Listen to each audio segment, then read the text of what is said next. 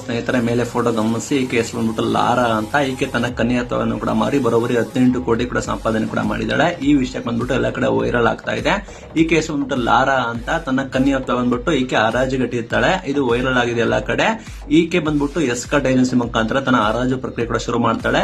ಇದಕ್ಕೆ ಉದ್ಯಮಿಗಳು, ರಾಜಕಾರಣಿಗಳು, ಅದೇ ರೀತಿ ಹಾಲಿವುಡ್ ಸೆಲೆಬ್ರಿಟಿಗಳು ಕೂಡ ಬಂದಿದ್ದಾರಂತೆ. ಇದರ ಜೊತೆಗೆ ಈಕೆ ಕನ್ಯಾತ್ವ ಕೂಡ ಪರೀಕ್ಷೆ ಕೂಡ ಮಾಡಿ ಡಾಕ್ಟರ್ ಅವರು ಕೂಡ ಇದನ್ನ ವೆರಿಫೈ ಮಾಡಿ ಪ್ರಮಾಣ ಪತ್ರ ಕೂಡ ಕೊಟ್ಟಿದ್ದಾರಂತೆ.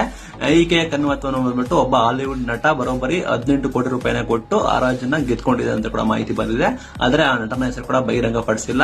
ಈಕೆ ಏನ್ ಹೇಳಿದಾರೆ ಅಂದ್ರೆ, ನಂಗೆ ಇದರ ಬಗ್ಗೆ ಯಾವುದೇ ರೀತಿ ವಿಷಾದ ಇಲ್ಲ. ಎಲ್ಲ ಹುಡುಗಿಯರು ಫ್ರೀಯಾಗಿ ತನ್ನ ಕನ್ಯಾತ್ವ ಬಂದ್ಬಿಟ್ಟು ಕಳೆದುಕೊಳ್ತಾರೆ. ಆದ್ರೆ ನಾನು ಅದನ್ನ ನನ್ನ ಭವಿಷ್ಯಕ್ಕಾಗಿ ದುಡ್ಡನ್ನ ಮಾಡ್ಕೊಂಡಿದ್ದೀನಿ ಅಂತ ಹೇಳಿದಾಳೆ. ಆ ಬರೋ ದುಡ್ಡಿನಿಂದ ಈಕೆ ಕಾಲೇಜ್ ಫೀಸ್ ಆಗಿರ್ಬೋದು, ತನ್ನ ಜೀವನ ಶೈಲಿ ಇಂಪ್ರೂವ್ಮೆಂಟ್ ಮಾಡೋದಕ್ಕೆ, ತನ್ನ ಬಿಸ್ನೆಸ್ ಮಾಡೋದಕ್ಕೆ ನಾನು ಇದನ್ನ ಬಳಸ್ಕೊಳ್ತೀನಿ ಅಂತ ಹೇಳಿದ್ದಾಳೆ. ಕೆಲವರು ಇದನ್ನ ವಿರೋಧ ಮಾಡ್ತಿದ್ದಾರೆ, ಕೆಲವರು ಅವಳು ಸ್ವತಂತ್ರ, ಅವಳ ಇಷ್ಟ ಅಂತ ಹೇಳ್ತಾ ಇದ್ದಾರೆ. ಇದರ ಬಗ್ಗೆ ನಿಮ್ಮ ಅಭಿಪ್ರಾಯ ಕೂಡ ಕಮೆಂಟ್ ಮೂಲಕ ತಿಳಿಸಿ. Thank you.